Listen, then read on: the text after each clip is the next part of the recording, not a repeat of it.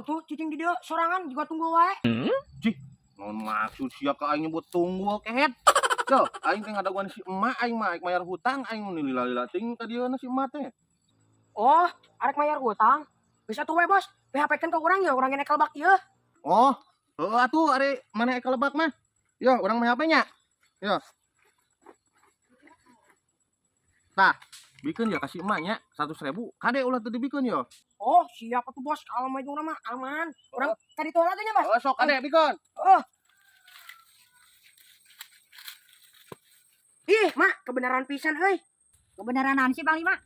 Kieu mah urang teh tadi, apa jeung si bos are tadi di ditu, kita ulah nyelang cenah duit 100. Jih. Nah, nyelang duit. Pan kamari geus nginjem 100 ka emak. Mun arek ogen mayar atuh.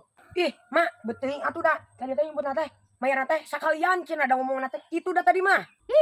Ari si kehe lain mah mayar kalah nambahan deui hutang. Ya atuh ya, bikin karunya da sok bager. Tah, gitu atuh mah, sok punya menge. Bisa tuh nya mah, orang geus coba salahnya. Heeh, bejakan tong lila teuing kitu nya. Oh. Kumaha we ngaludit mah gampang kacida. Di si emak 100, di si bos 100. Ah, lumayan jang takjil. Ah, berbloh pisan.